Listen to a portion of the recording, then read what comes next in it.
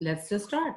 If somebody joins in, they can join in later. The class will be recorded and sent to the students. So if they are not able to join, they can just benefit from it. So welcome. And as always, it brings me a lot of joy to see you all. And it also brings me a lot of joy to continue this class, because those of you who know me closely, you know that interfaith explorations have enriched my life and spirituality in ways that it has strengthened my belief in God, the God that I call Allah, and you might call him Elohim or Christ or Rama. But being with people of different faiths has helped me stretch my heart and deepen my own belief in my God without diluting it. And I really hope, sincerely hope, that interfaith education does the same thing for you all. So today's plan and theme. Our theme is food and mindful eating, including the activities of growing, preparing, and consuming food with attention to all the nutrients and sources that nourish body and soul. So the plan is that I will introduce mindful eating briefly, the concept of mindful eating. And then we have a wonderful speaker today, Marcia Mermelstein. I hope I said it right. Marcia is on the screen. You all can see her. Marcia is an educator and a social worker who has an extensive career working in St. Louis Jewish community. Thank you, Ellen, for connecting us. Marcia is also a baker who has been selling homemade pies out of her home for the last 15 years. She calls her business Pie in the Sky. And in the recent years, she has been offering pie parties at people's home, where people learn how to make their own beautiful pies. 10 years ago, when Ellen was in St. Louis and she was running a religious school, she asked Marcia to join the school and teach 8th grade. And Marcia designed a new curriculum which was focused on connections between Judaism, food, and justice. So I'm really, really excited that Marcia is joining us. You all have her bio and profile. I posted it on her Facebook yesterday. So she will be doing her presentation after I introduce mindful eating. And after Marcia's presentation, I'm going to briefly talk about concepts of food and eating from Islam. And in the end, I really hope that you all teach us at least one or more things from your own life and eating experience, if it has been spiritually meaningful to you. So that is our whole class today, starting with mindful eating. I think most of the people here are very familiar with the concept of mindfulness, which is a Buddhist concept. So mindful eating is not too different from that. It is based on the mindfulness concept from Buddhism.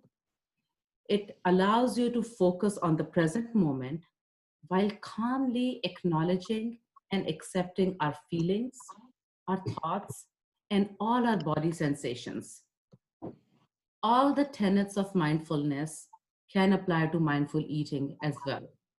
But the concept of mindful eating actually goes beyond the individual, because it encompasses how what we eat affects the world around us. So we eat for our own health, and we also eat for the health of the universe. And I think that's what makes it very, very unique. A very important concept of mindful eating is gratitude, which I'll be briefly talking about. In short, if you are aware of Mediterranean diet, mindful eating is very similar to that. It's centered around fruits, vegetables, whole grains, seeds, nuts, oils. Although the mindful eating techniques can also be applied to cheeseburgers and fries and steak, but primarily that's what they constitute. The concept is that you truly pay attention to the food you eat, and be fully attentive to your food as you buy it, as you prepare it, as you serve it, and as you consume it. So if you go to the Harvard University's mindful eating page, you will see they give us 8 steps of mindful eating, and I'm going to quickly go through them. Some of them might be meaningful to you, not necessarily all of them. A couple of them are very meaningful to me, and I try to imply it at my home. So there are 8 steps that Harvard University talks about mindful eating. Number 1, begin with your shopping list. and consider the health value of every item that you add to your list. So don't go by your impulses. Fill most of your cart in the produce section. Avoid all the center aisles because they are primarily processed foods. So that's number one. Start with your shopping list. Number two, when you come to your food table, come with an appetite. Don't come to the food when you're not hungry, but also don't come when you're ravenously hungry. Just come with a little bit of appetite. Number three, start with small portions when you eat. It's really helpful actually if you reduce the size of the plate to a smaller plate. That's what helps me. Number four, gratitude. Now, this is something that is a very big part of my spiritual eating practice, that you appreciate your food. And we at our home, we do it that we pause for a minute or two before we begin eating. And you take that time to contemplate on anything and everything that has gone into preparing that meal, which is sitting in front of you on your table. It could be about harvesting the fruits and vegetables, or raising the cattle, or sacrificing the cattle, or getting it to the markets, but appreciate everything that has gone into preparing that meal, and silently sit down and express your gratitude to that opportunity. This is important for me because I personally believe we're all sacred, our bodies are sacred, and also this universe is sacred. So when we take something from the universe, from the sacred universe, and put it in our sacred body, there has to be a purpose and meaning to it. Anyways, moving on. So number five, bring all your senses to the meal, which means when you're cooking, when you're serving, when you're eating, be attentive to the colors, to the textures, to aroma, even the sounds different food make when you're chewing them. Pay attention to the chewing sound, the crunch, the taste, the bite, even the seasoning. Number six, take small bites. It's really, really easy to actually taste food completely when our mouth is not completely full. Number seven, chew thoroughly. This is very, very hard, but when I was young, I learned a tradition from our prophet, Prophet Muhammad, that you should chew your bite 40 times. And I don't know how to do that. I don't know how could we do that. And when I started learning about mindful eating, this is exactly what it says, that you may have to chew your mouth full of food 20 to 40 times, depending on the food. And actually, when you do that, you will be surprised by the flavors that you'll notice in your own mouth. And last but not the least, eat slowly. Devote at least 3 to 5 minutes to mindful eating before we start chatting with our family or the table mates, or started looking things on our phone or on TV. So take all the distractions out. So these are the simple 8 steps, and I'll send you the link to Harvard University's page, which I wanted to bring to you before we go to Marsha, because some of them work very well for our family, and I'm sure some of them probably work well for your family too. So with that, Marsha, we'll come to our Jewish teacher today, and I'm so excited to hear your presentation. Thank you. Thank you. And thank you for teaching me. That was a lovely lesson.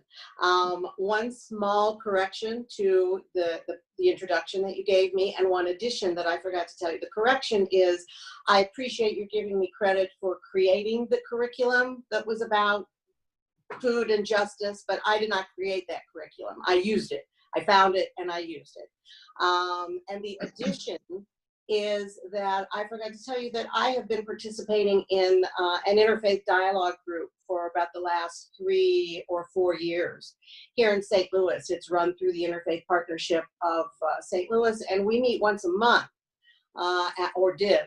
And there was a different topic that was decided at each meeting, and it's a broad group. We have 2 people who are from the Baha'i faith, and we have a couple of Christian Scientists and some Latter-day Saints and Mormons, and so it's a very interesting group that I've enjoyed learning from also.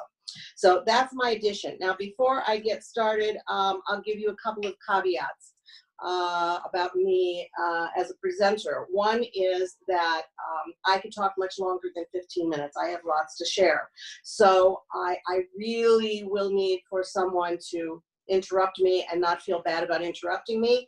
I'm going to set my own timer. I'm looking at myself now, so I can't see anybody else, but I'm going to set this timer. This is my mother's old Miromatic timer. And sometimes it works and sometimes it doesn't. So, and I think this is one of those times that it's not. No, it's not. I think I may have finally broken it. Well, somebody's going to have to give me a warning when I have maybe 2 to 3 minutes left. Okay, Sophia, if that's you, or feel free to interrupt. The other caveat is that this is the first time I have presented this information in a workshop format. I like talking about food. I've done lots of teaching classes. As Sophia told you, I used a curriculum, but compiling these notes and figuring out what I was going to say today, this is the first time I've done this. So you all are my guinea pigs. If I could do it to you a second or third time, it would be better, but I'm just going to plunge in. So first, just an introduction in terms of me and food. I grew up in a house where my mother worked full-time, which was fairly unusual in the 50s, and we ate out very infrequently. So she cooked a lot, and my sister and I cooked with her and baked with her. That's how I learned to make pies. Because she needed the help in the kitchen. And I also grew up in a house with a father who loved food, and eating was a great joy for him. And so I learned to appreciate my mother as a cook, and I learned to appreciate the joy of eating good food and new foods. My father was a much more adventurous eater than my mother was. Food is something that gives Jewish people a chance to do something that is inherently Jewish, which is get together to enjoy something and study something. It's not unlike the studying that Jews do traditionally in what's called the Chavruta style. It is, I think I've, there. Marsha, we If lost you've ever watched a movie about Orthodox Jews, you see the men, it's always men, coats, and they're sitting across from each other at a table, and they're reading the Talmud, and they're asking questions and reading text. And that form of study is a very Jewish way of studying. Well, making a meal and sharing it with someone is not unlike that, in that you do get to share something, and if you're preparing a Jewish food, then you are sharing information and history about yourself and your family and your people. And what I've learned about myself is that the joy I get from food is not so much from the preparation in and of itself. I am not that artist. I'm not a chef that gets my joy out of the creation itself. My joy comes from sharing the food. And so if I'm sitting at a table with other people and I've created something that I'm proud of, and people eat it, and then they get to say to me, this is delicious, it tastes just like my grandma's, or this reminds me of one time when I this or that or the other at a holiday celebration with my family, that is not unlike studying Torah or studying Talmud with someone, where they can say to you, that's a very good point that you just made. I appreciate what you just said.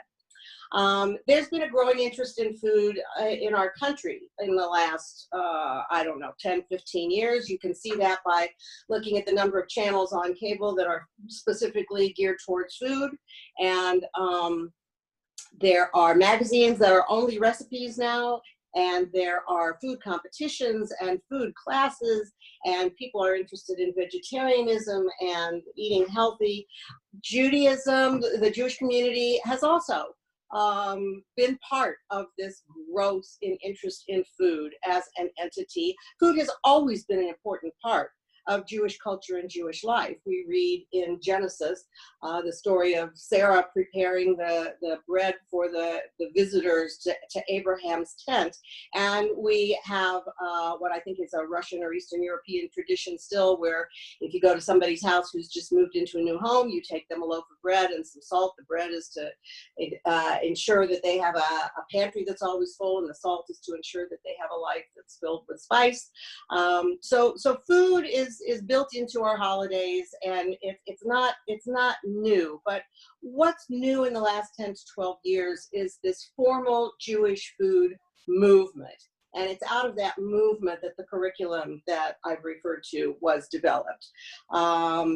And it's out of that movement that a Jewish food conference happens every year. Ellen and I were lucky enough to go together to the second Jewish food conference in San Francisco. And that was a wonderful, wonderful learning experience for both of us, I believe.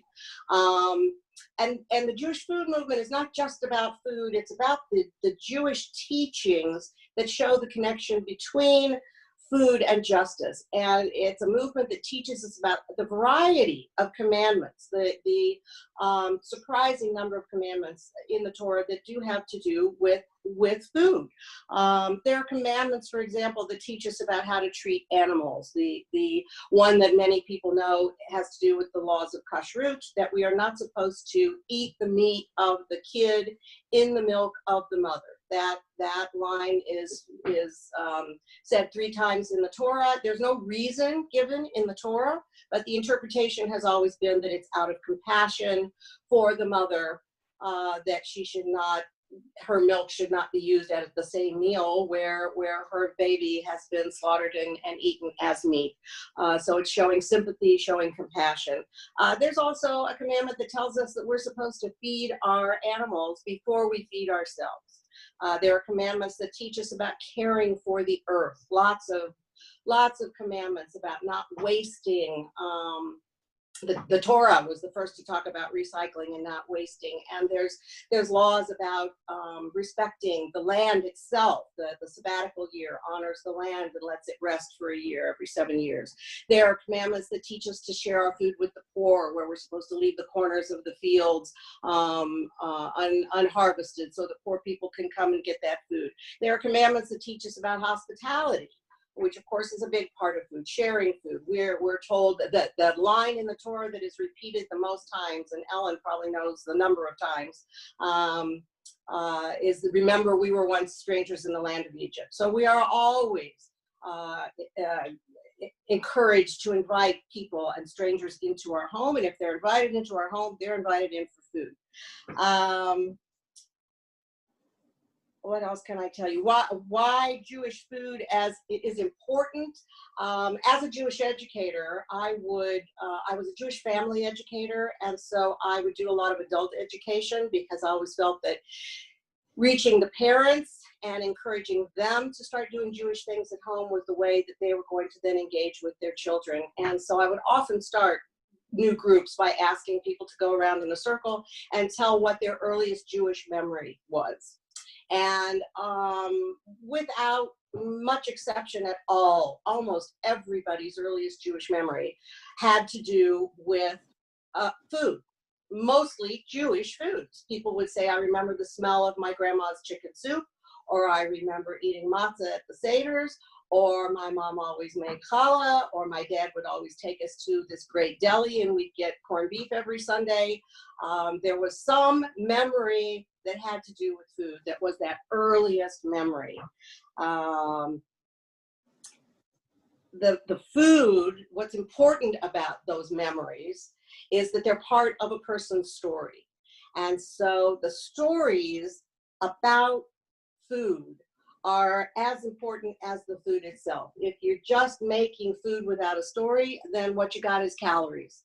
If you're making food and sharing food, then the story about that food is just as important as how it tastes.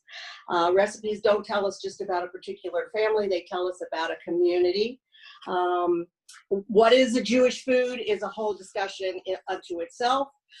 It can be a food that only Jews eat, like matzah. It can be a food that people associate with Jewish people because Jewish people eat them and because a lot of Jewish people sell them. People think of the bagel as a Jewish food, and it's not inherently. Israeli food can be considered Jewish food. An interesting food that you don't think about being a Jewish food is Crisco. Crisco was invented in 1911, and when those guys figured out that hydrogenated oil could be used as a food, they had to figure out, how do I market this? Who do I market this to? And they realized that Jewish people who keep kosher, those who came from Eastern Europe, European countries, needed a substitute fat, because they couldn't use butter and they couldn't use animal fat. They couldn't use chicken fat or schmaltz. And so Crisco became a very important ingredient in people's homes. There's actually an old cookbook that's called Crisco Recipes for the Jewish Housewife Cookbook. And there are recipes that have been handed down from generation to generation where Crisco is listed as an essential ingredient. That's how important it became. Perhaps the right answer in terms of what is a Jewish food is a food that is meaningful to Jewish people. So in terms of mindfulness, there are two ways that Jews are mindful about food and about eating. One is through keeping kosher, and one is through saying blessings, which Sophia also mentioned, which has to do with gratitude. In terms of kashrut, again, my friend Ellen is far more of an expert than I am, because she grew up in a kosher home and she keeps a kosher home. And I did not. My mother grew up in a kosher home and she kept kosher while my grandmother lived with us until I was about 4 or 5 years old. And when my grandmother died, my father asked my mother if she would not keep kosher anymore, because when he'd been in the army, he had eaten bacon and shrimp and ham and lobster for the first time, and he fell in love with them, and he didn't want to not be able to have those in his house. So I have learned about kashrut by working in the Jewish community, but I'm no expert. I can tell you that the only thing in the Torah that really talks about anything having to do with kashrut, keeping kosher, is the line about not cooking the kid in the mother's milk. The rest has all become interpretation and addition from the rabbis throughout the ages. One of the reasons for kashrut that was very important has to do with holiness codes. In order to be holy, you need to be separate. And so the practice of kashrut was probably specifically designed to help ensure that Jews would keep separate from other people. We only broke bread with other tribes of our own kind, and that was a way of ensuring Jewish solidarity.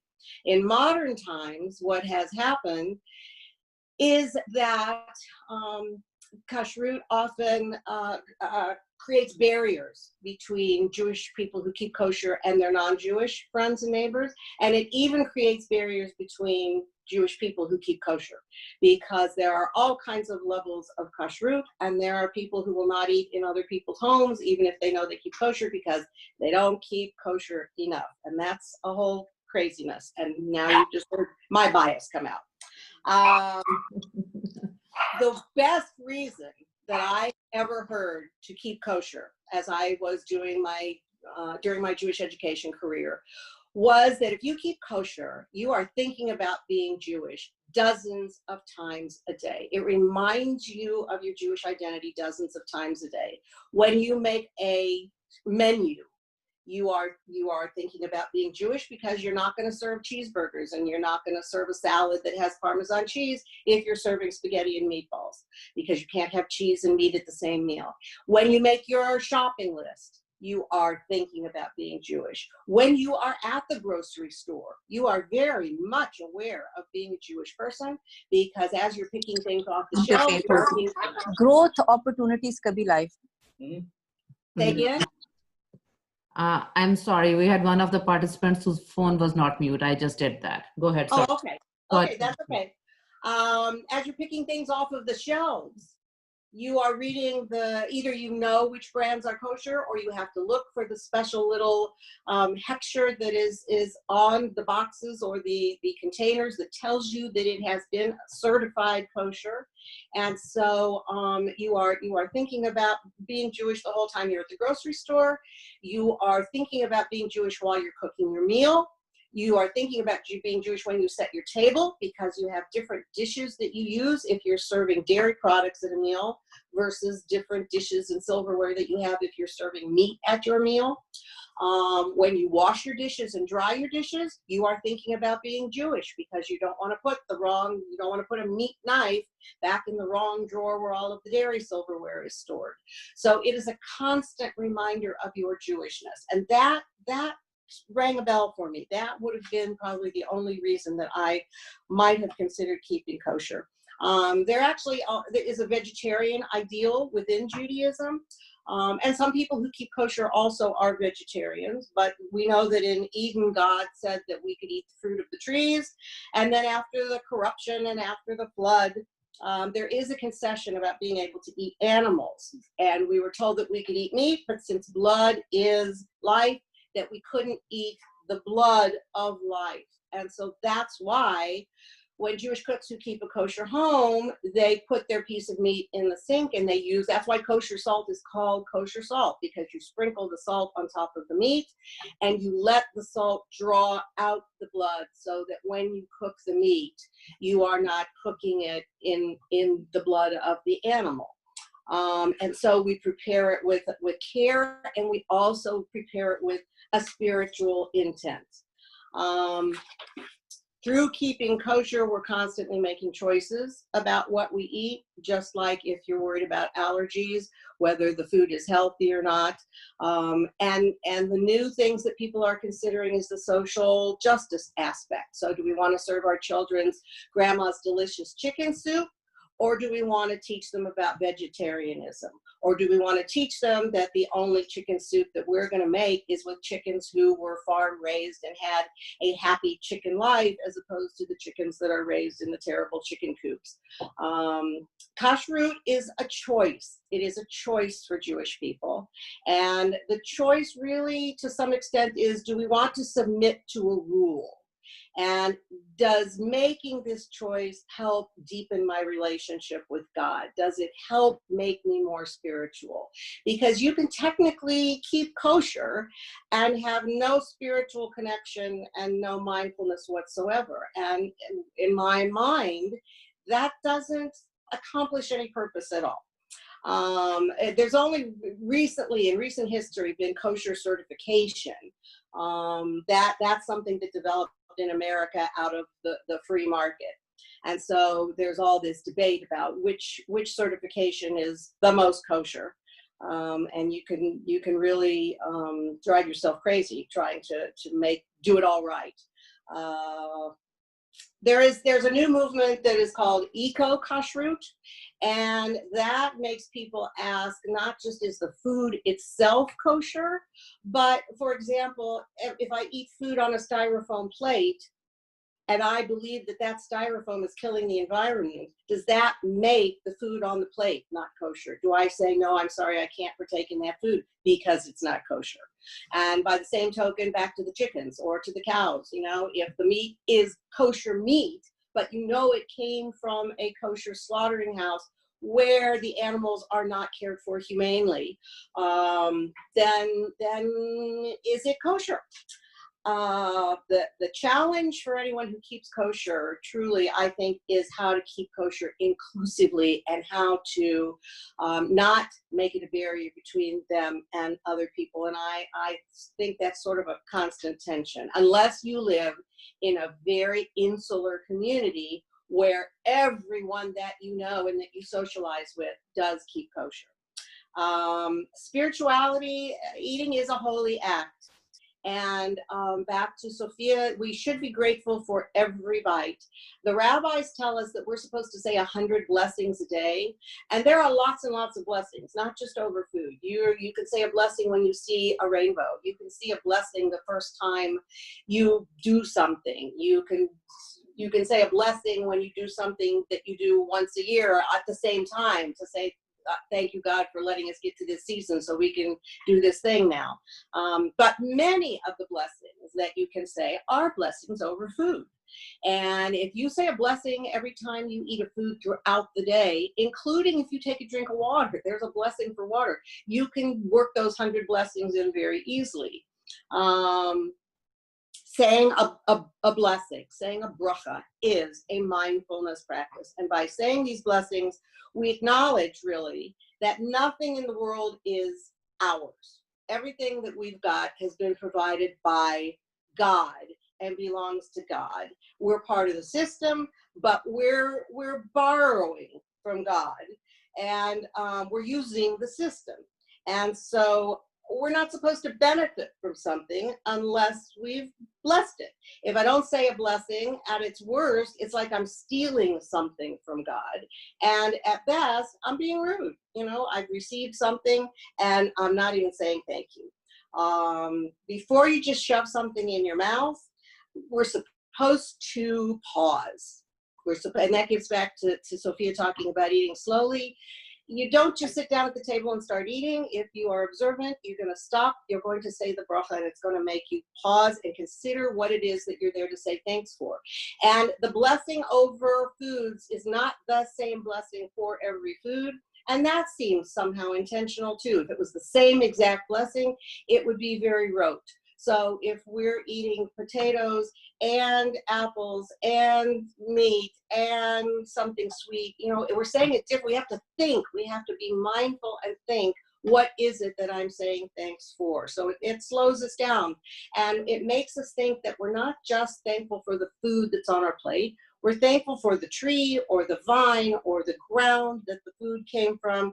We're also, in a way, thanking the people who grew the food and prepared the food and served us the food, and the cashier who rang us out at the restaurant. If we go to restaurants to eat the food, we're saying thank you for the food from the end point all the way back to the origin. That's what the bracha is about. So I'm going to close with a very short story about tradition, because I think food really is about tradition. And I used to tell people who came to my discussions in terms of incorporating doing Jewish things in your home, if it felt a little foreign and you had never done it before, that especially if you have children, you do something twice and it's a tradition. And so this is a story about food and tradition. This is about a college-age son who loved his mother's pot roast, and he asked her one time when he was home for vacation from school if he could make the pot roast. He said, "I want to learn how to make the pot roast, Mom, because it's so good, and I want to be able to make it in my own home someday." And so she taught him how to make the pot roast, walked him through the process, and they took the piece of meat, and they got a roasting pan out. And they took the meat and she seasoned it with the various seasonings that she had been taught by her mother. Maybe she cut some onions and put it on top. I don't remember. But the last thing she did was that she cut off the two ends of the roast. And then she told him to pick up the roast and put it in the pan, which he did. And they put it in the oven, and she gave him the roasting instructions, and it came out delicious. And he was very tickled that he now knew the recipe, which he had been writing down very carefully the whole time his mother was talking. Months later, they were at his grandma's house. And it was his grandma who had originated this recipe for the roast. And she was making the roast for their dinner that night. And so he very proudly, I think his mother maybe said to the grandma, "Guess what, Mom? David learned how to make your roast. He made it the last time he was home from school, and he did a really good job." And the grandma was very tickled, and she said, "Oh, David, I'm so thrilled you can do this now." And she said, tell me about it. Was it fun to make? Yes. "Oh, Grandma, I loved it." And he said, "I did it just like you. We put on the paprika and the salt and the this, and I cut off the two ends and we put it in the pan." And she said, "Wait a minute, why you cut off the two ends of the roast?" And he said, "Yeah." And she looked at her daughter and said, "Why did you have him cut off the two ends of the roast?" And the daughter said, "Because that's how you always did it, Mama." And the grandma said, "Oh, honey, I cut off the two ends because the pan I had when you were all growing up just wasn't big enough for most of the roasts that I got. You don't have to cut off the two ends of the roast." So that is how traditions are passed along in families. And that is the perfect example of a wonderful family story that has to go with food. And on that, I'll end. And if anybody has questions, I'm happy to answer questions. Thank you so much, Marcia. That was a beautiful story, actually, and a beautiful story of starting traditions. So, I will briefly talk about Islamic tradition and then we'll go to questions and answers. I have questions from you too, but I'll do Islam first because there are so many interconnections that I found while you were speaking. I mean, so many things that we have similar in our tradition. Like when you talked about restrictions on what we can or cannot, when you talked about mindfulness, borrowing food as owned by God, all these concepts are very similar in Islam. So I'll go briefly over how Muslims look at food.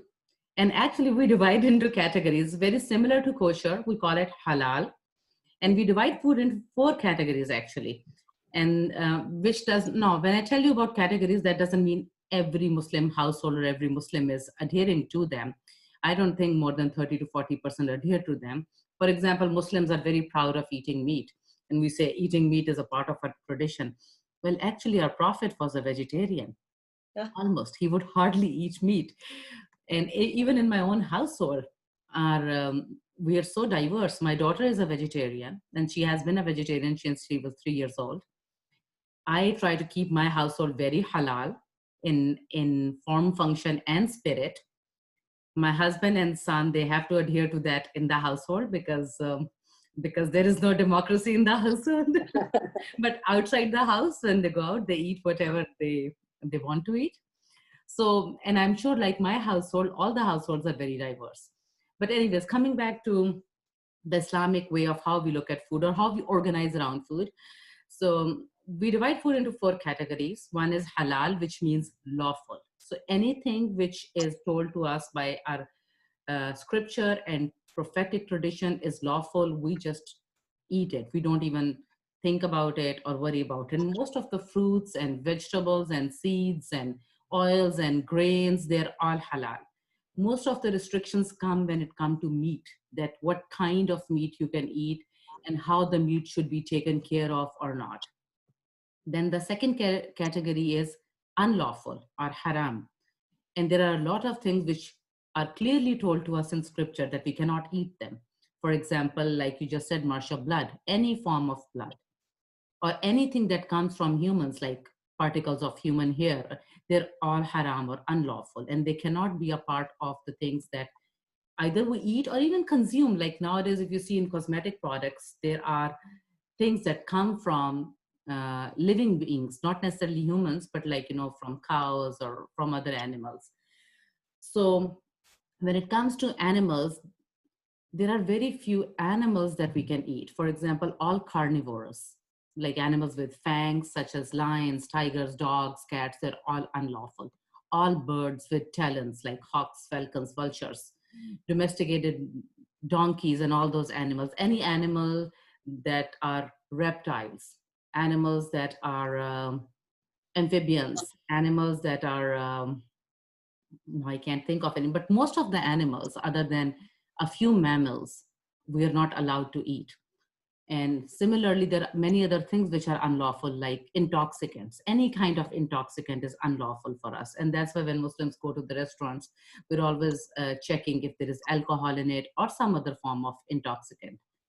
So there are things which are lawful, there are things which are unlawful, but then there is a big category of food which are called either distasteful or questionable or doubtful.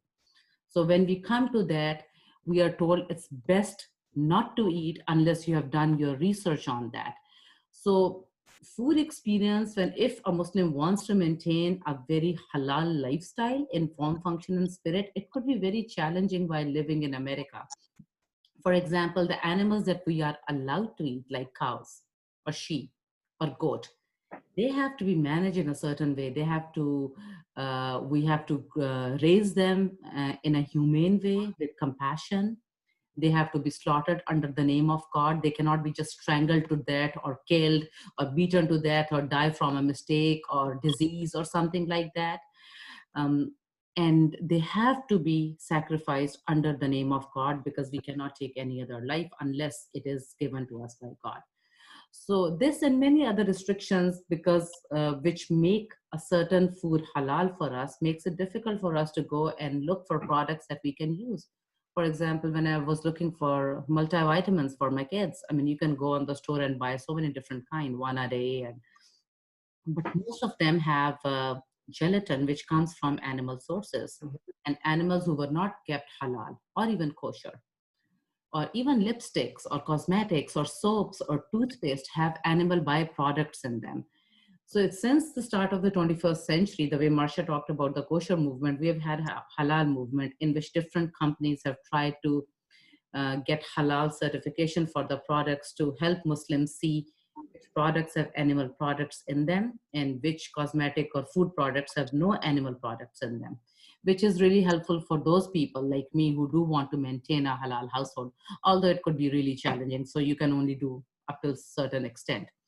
But then we're also, Muslims are also told that they can eat from the people of the book, which means Jewish and Christians. So when I go to a Jewish household and the food is kosher, that means I don't need to worry about halal. Kosher is as good for me as halal is. So anyways, I wanted to be brief because I want to come to all of you and see what are sacred eating experiences in your household. But I will mention one thing about food. Those of you who have been doing interfaith work, you know that, you know, when people get very devoted to their own religion, sometimes, not always, but sometimes it's hard for them to honor and welcome people from different faiths. And there are different reasons. Sometimes we're too attached to our scripture. Sometimes there are implicit biases or prejudice, which is because of the cultural or societal influences. But there are a few things which always bring people together. And in my 8 years of interfaith work, I've noticed that it's food, music, and storytelling. I mean, if you know people of different faiths, and I think all the interfaith leaders know that, you bring people around one table easily with food. So that's why one of the first programs that the Interfaith Center, not one of the first program that Interfaith Center developed was a program called Common Table, in which we invited people from different faiths to come around a common table, share a meal together, and then share their stories. And that's still going on. And Ellen, you know, Annabelle, she's part of our first common table. Okay, but anyways, so I think food is important, especially when we are doing interfaith work. I mean, we have interfaith meals and we see a lot of participation from people because it's easy to break ice over food. Eating could be a sacred experience, especially through mindfulness. And food could be a sacred connection between human beings. So with that, what I want to do, I was very brief because I want to have time for all of us. I want to open it to all of us. Number one, if we have a question from Marsha. And secondly, very importantly, is there a tradition in your household? And it could be starting from the grocery store, or it could be even thinking about food before that, or at the dining table, which is sacred to you, or which has spiritual significance for you personally, or something that you have tried to implement in your family.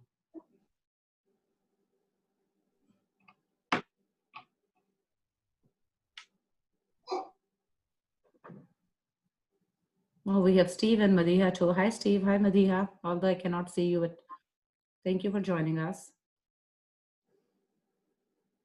I'm an Episcopalian, and one of the things that we do is give up something for Lent.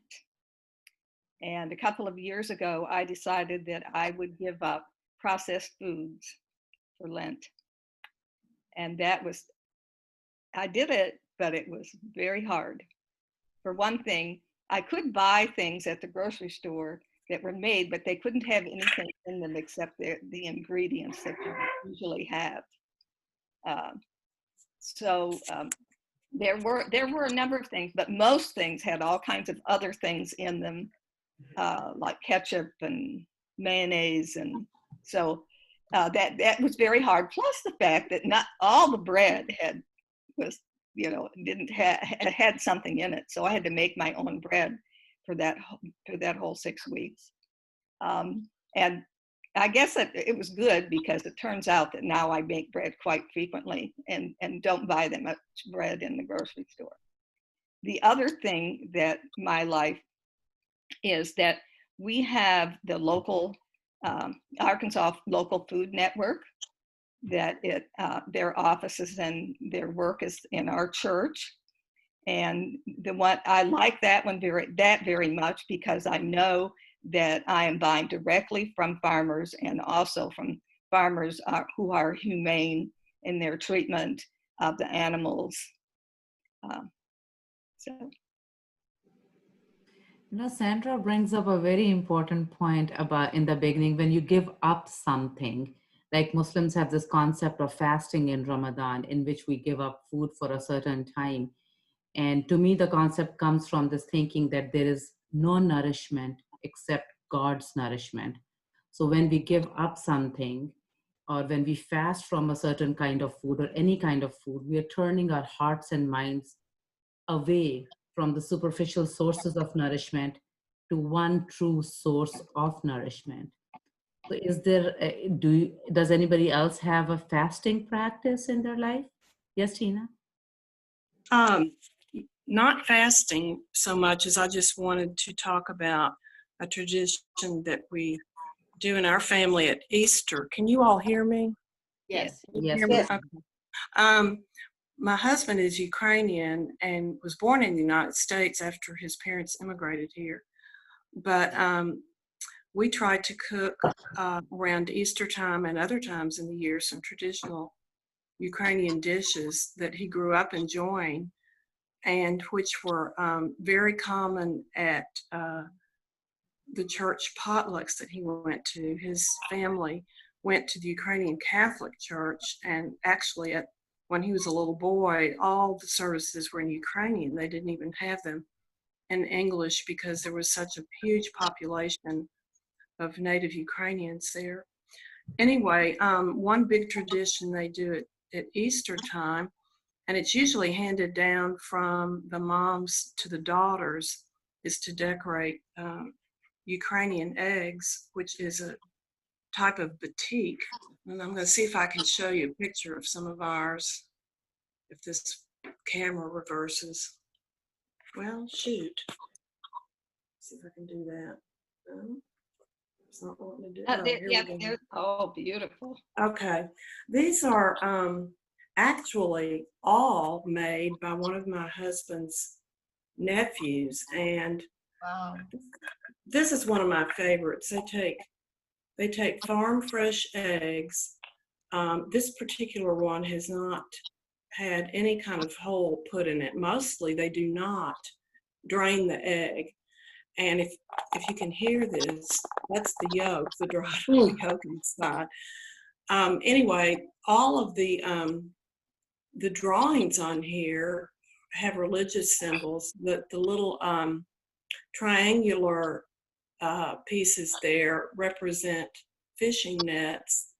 And there's some little, let's see, what else is on here? Oh, on this cross, the little dots represent the tears of Mary when she cried at her son's crucifixion. And then, let me see if this one has the wheat. May not have the wheat, but wheat is another big symbol. And actually my husband's, one of his nephews learned how to make these Ukrainian eggs. And these are all made by his nephew. And they're just remarkable because it takes hours and hours to do it, because you start out, well, first of all, they take, like I said, farm fresh eggs because they've not been processed, and they take the dye better. So they don't, go to the grocery store and buy eggs. So they take farm fresh eggs and they dip it, and I think in a yellow bath, and you have to get these paints. You have to order them from a Ukrainian supply store. And then you've got a little tool called a kistka, and you, with beeswax, you start drawing where you want some of the design to be. And then when you dip it in the various baths, starting with yellow and glowing onto the blues and darker colors, reds and black, whatever doesn't, or whatever does have the wax on it, resists the color. Anyway, it's a type of batik. It's very intricate. And the little tool that's used to make these, I mean, you have to have, I would think, a very a very steady hand, right, to do this kind of creative artwork, because you're on an oval, surface. It's not like a linear thing. And in addition to always displaying our eggs at Easter, we have some of the traditional Ukrainian side dishes, like haluchkis, or stuffed cabbage, and a lot of Eastern European folk that are not Ukrainian, like Polish people and so on, are very familiar with that. And then we have pierogies, which are basically, I would call them crescent-shaped dumplings with potato in them, and you boil them and cook them in butter and onions, and oh my gosh, they're so good. And sometimes people stuff them with different things, not just potatoes, but sauerkraut, or I don't know, different things. And so we try to have that at Easter time. And in his home, he grew up with that, and it was a very sacred thing. And they would take also for Easter to the church. The women knew how to make, and I don't have a picture of it, but make beautiful braided bread and take that to church. And they would just have like a sort of a big festival of Ukrainian food and Ukrainian eggs on display. And of course, the high and holy mass that anyone would have in that faith. So it's a really nice way, I think, to remember his background and his parents' background and his sister's background. And these are lovely, and these are all made by his nephew. And they're not like perhaps a professional artist, and I'm sure there are some that do these Ukrainian eggs, but I think they're gorgeous, and they're a real keepsake. So that's my story. These are indeed very beautiful, Tina, and thank you for sharing that. I had no idea about this Ukrainian tradition, and which shows that food can also be a form of art.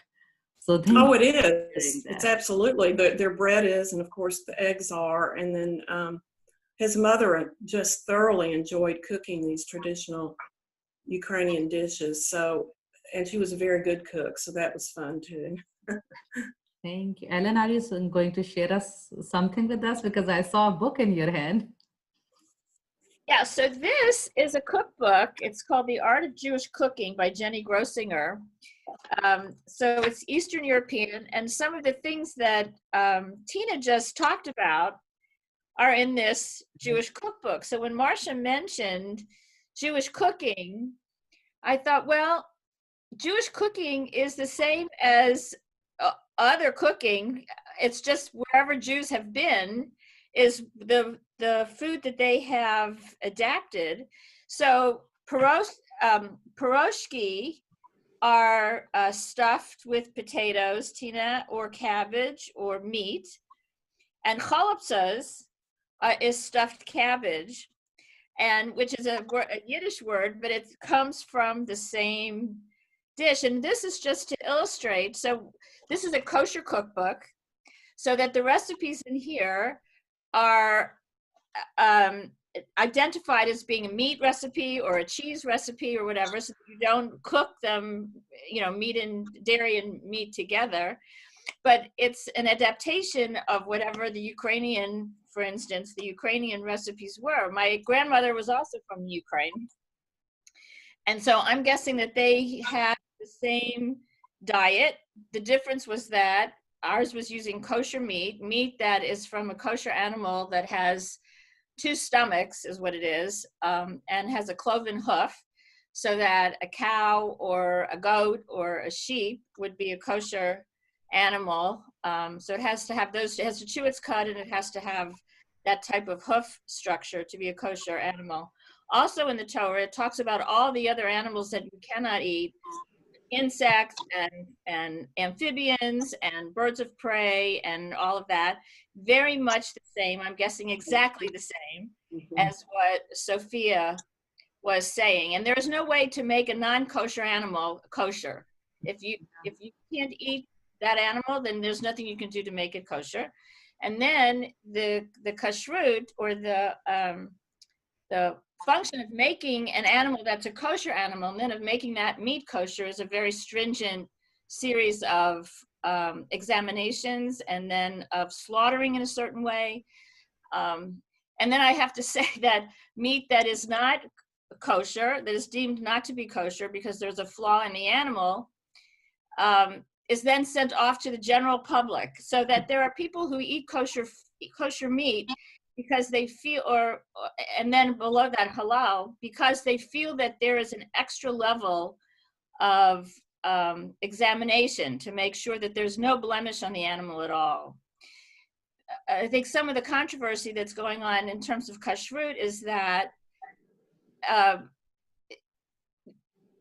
the agri industry is also unfortunately part of the kosher meat, so that, you know, we want to raise as many chickens as we possibly can in these coops or whatever. So there's a movement to have chickens live chicken lives and cows live cows lives and that kind of thing. I'm actually in this process right now because, as Marcia said, I've always grown up in a kosher home. My grandparents, my great-grandparents, everybody was kosher. I'm kosher. I live in a small apartment and I have 4 sets of dishes and glassware, and, you know, I don't have enough room for all my stuff, which is the fact that I don't mix milk and meat. I have different dishes for Passover than I have for regularly during the year and all that. Okay. But what I'm thinking about now is that I buy kosher meat, and the kosher meat is more expensive than meat that you buy at Kroger or other places because of all these levels of people that need to be paid in order to have the level of examination. And also there are rabbis involved who do the checking and to make sure that there's certain blessings that are said before you slaughter the animal, just as Sophia said, for kosher. But if I want to make sure that I'm eating meat that is cows that are raised on grass-fed in a pasture and are not part of the agri-system, I have to pay a lot of money for that meat. And I'm now in a place where I'm considering if I'm going to eat way less meat and buy that, which then I import. It's very difficult to get kosher meat here anyway, so a lot of times I have to get it in St. Louis or Memphis or in Dallas. But this will come from Colorado. Do I want to do that and eat meat once a week and just have that? Or do I want to continue what I'm doing, which is that when Trader Joe's has kosher meat, I buy it and I don't know where it comes from, and it comes from Uruguay. I don't know what they do with their cows there, and I don't want to ask. So I'm in a quandary right now, and I'm sure that I'm not the only one, but I'm not involved with anybody in the Kosher Food Network anymore. So I haven't had this conversation except with Marcia, who says, you don't need to do it. What are you doing it for? Like everybody else. So I'm going to talk to Marcia about my issue. But anyway, that's something that I'm grappling with, because there's kosher and then there's ethically kosher, which is what Marcia was discussing. And I don't know what I'm going to do, actually. I may become a vegetarian. Marcia's also encouraging me to do it. Well, I'm so glad you brought it up, Ellen, because I think a lot of us are asking those questions, whether they're Jewish or Muslims. And I think these are important questions because we have to be intellectually there about what we eat. But some of us also have to be spiritually there about what we eat.